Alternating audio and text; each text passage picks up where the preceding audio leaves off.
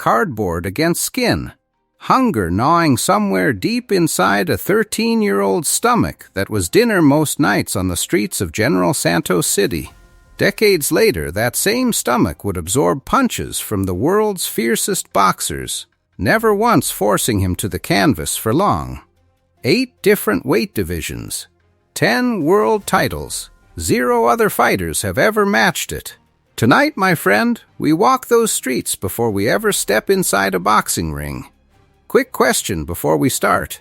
Has hunger, real hunger, ever pushed you toward something you never thought yourself capable of? Tell me below.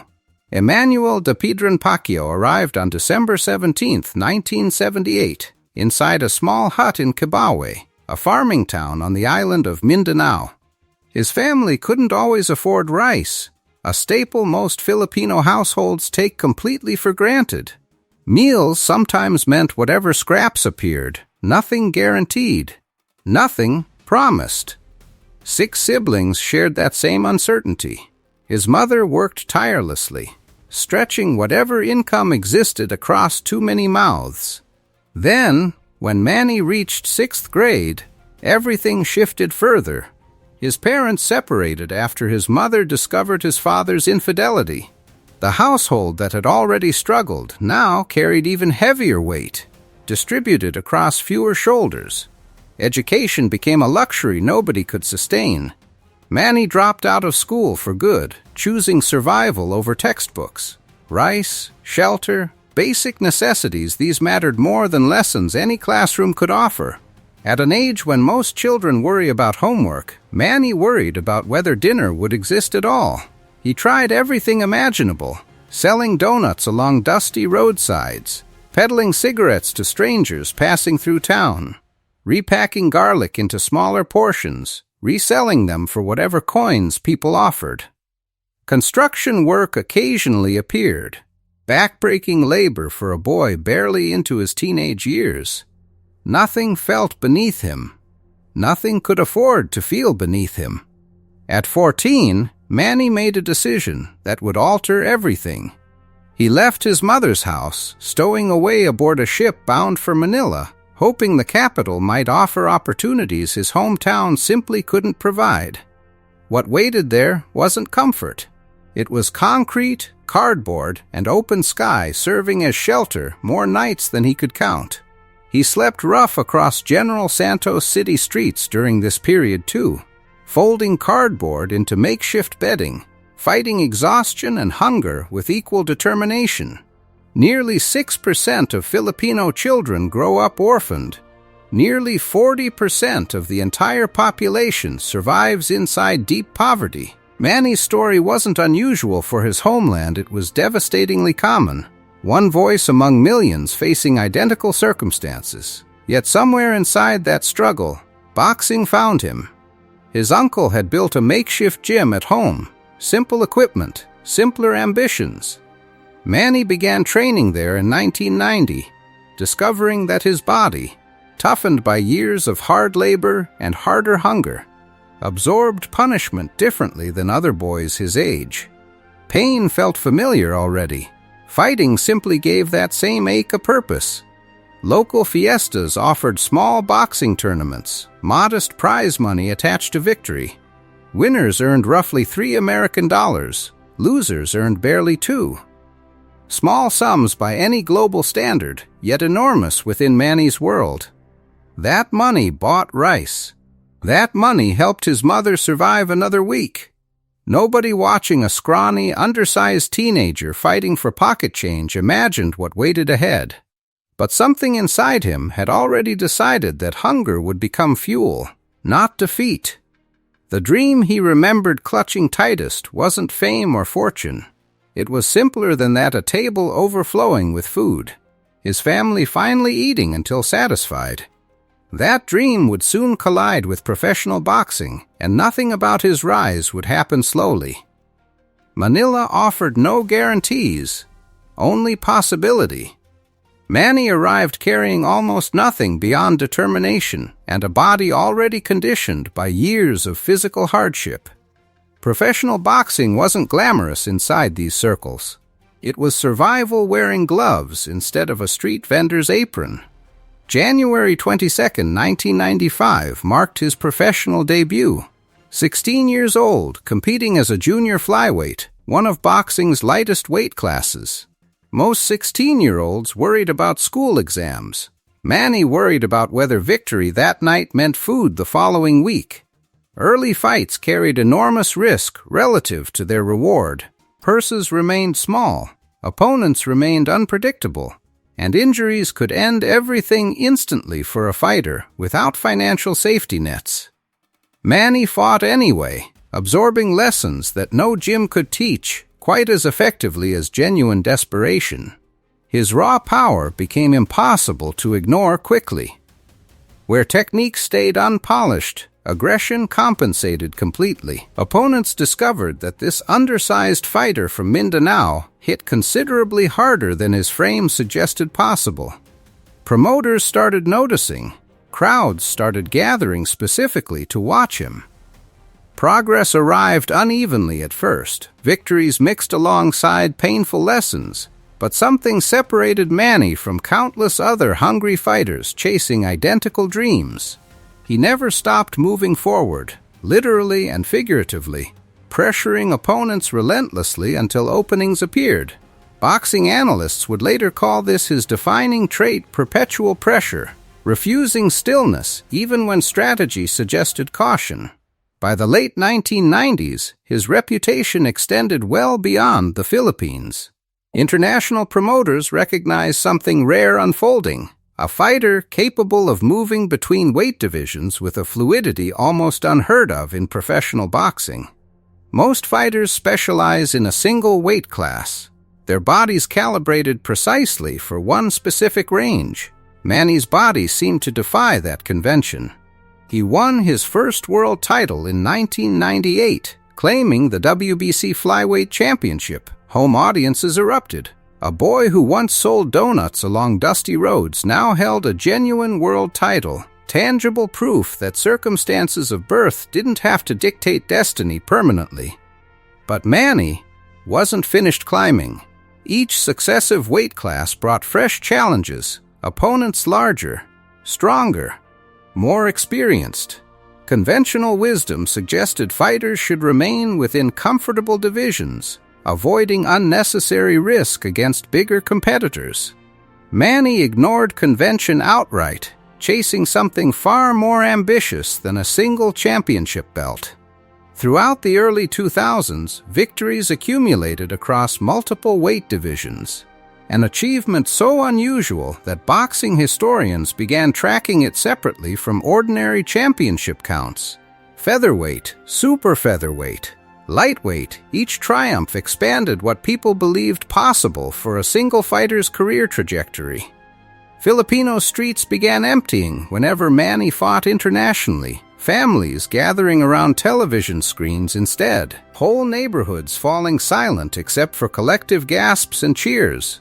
Reports even suggested crime rates dropped noticeably during his biggest bouts, an entire nation too absorbed in his story to consider anything else. Something larger than boxing was happening. A street child had become a national symbol, carrying not just his own hopes into every ring, but millions of others who saw themselves inside his journey. Boxing history had never witnessed anything resembling what Manny attempted next. Most legendary fighters build reputations dominating one, perhaps two weight classes across entire careers. Manny set his sights considerably higher, chasing championships across divisions separated by significant physical differences. Featherweight success led toward super featherweight glory. Lightweight triumphs followed shortly after. Each transition required adding muscle, adjusting technique, facing opponents built fundamentally differently than previous rivals. Skeptics doubted he could sustain such rapid movement between weight classes without sacrificing power or speed somewhere along the way. He proved every skeptic wrong. Repeatedly, welterweight victories arrived next, remarkable considering his frame originated from flyweight beginnings, a division reserved for boxing's smallest competitors. The physical transformation alone represented years of disciplined training, nutritional adjustment, and relentless commitment toward a goal most considered impossible. By 2008 and into the following years, Manny had already claimed championships across an unprecedented range of weight classes. Boxing commentators struggled finding adequate historical comparisons. Nobody had accomplished anything quite like this before, spanning divisions so dramatically different in size and strength requirements. Then came validation nobody could dispute. Manny Pacquiao became the first and only boxer in history to win world titles across 8 separate weight divisions. 10 world titles altogether, spread across a career that began with $3 fiesta winnings and culminated in genuine global superstardom. Experts began calling him among the finest pound-for-pound boxers the sport had ever produced. Fame followed inevitably. Commercial endorsements arrived. Movies featured his story. Television shows chronicled his rise. His image eventually appeared on a Philippine postage stamp, permanent recognition stamped literally into his homeland's history. Yet fame never fully separated Manny from where he started. He remembered hunger intimately, remembered cardboard serving as bedding, remembered rice his family sometimes couldn't afford. That memory shaped everything that followed, including decisions extending far beyond boxing itself. Wealth arrived in amounts unimaginable to the teenager who once sold pastries just to survive. Manny could have retreated into comfortable isolation, distancing himself fully from the poverty that once defined his existence. Instead, something pulled him consistently backward toward his origins, toward people still living exactly the life he'd escaped. His philanthropy became almost as legendary as his boxing record. Strangers received houses. Struggling vendors gained new jobs alongside financial support. One particular encounter, a chance meeting with an ailing ice cream vendor in Santos City, resulted in Manny providing money, employment, and a home, transforming a stranger's circumstances within a single conversation. "I want to provide opportunities for my fellow countrymen," he explained simply, wanting to lift others exactly as boxing had once lifted him. "Public service is my calling," he would later say, boxing having been merely his passion. That calling would soon carry him somewhere few athletes ever ventured directly into government, chasing influence far larger than any championship belt could offer. Retirement rarely suits legends comfortably, and Manny discovered something beyond boxing demanded his full attention. Politics called next, an unusual transition for a fighter, yet strangely logical, given everything his life already represented to millions of struggling Filipinos. In 2010, Manny won election to the Philippine House of Representatives, transitioning from boxing gloves toward legislative responsibility. Critics doubted whether a fighter possessed genuine political capability. Manny answered doubt the same way he'd answered every previous challenge throughout his career, through sustained effort rather than empty promises. By 2016, his political ambitions expanded further. Manny ran for the Philippine Senate, earning more than 16 million votes, an overwhelming demonstration of public trust extending far beyond boxing admiration alone. People weren't merely honoring a retired athlete. They were entrusting someone who understood poverty, hunger, and struggle with authority to address exactly those issues nationally. His legislative priorities reflected his own history directly. Poverty alleviation, educational access, anti-corruption measures. Each cause connected intimately toward experiences Manny had lived firsthand, not abstractions learned through policy briefings, but lessons absorbed through childhood hunger and adolescent homelessness. Despite reaching political heights few athletes ever access, Manny's humility remained remarkably consistent. He continued personally engaging with struggling citizens, continued funding scholarships, continued distributing assistance directly rather than solely through institutional programs. Wealth transformed his circumstances. It never changed his fundamental character. Consider everything this journey actually represents, my friend.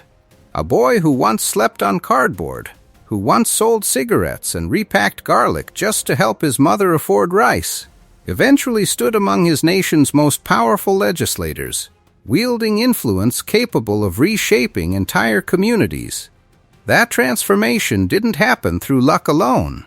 It happened through relentless forward motion, identical to his boxing style. Refusing stillness even when circumstances suggested surrender made more sense. Boxing historians still debate where exactly Manny ranks among history's greatest fighters. Statistics alone justify serious consideration: 8 weight divisions, 10 world championships, victories against legendary contemporaries across multiple boxing eras. Yet numbers alone never fully captured what Manny represented to people watching from similar circumstances worldwide.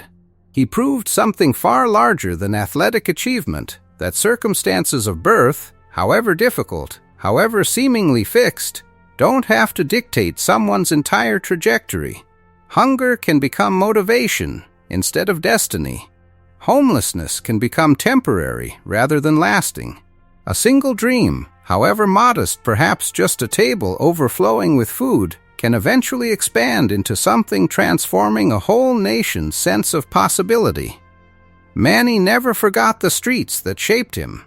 Every philanthropic gesture, every legislative priority, every quiet act of generosity toward strangers traced directly backward toward cardboard bedding and empty stomachs he'd once known intimately.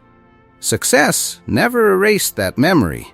If anything, success sharpened it, transforming personal struggle into permanent purpose. Which part touched you tonight, my friend? The cardboard streets, the $3 fiesta fights, or a champion-turned-senator still stopping for struggling strangers? Tell me below. I read every single reply.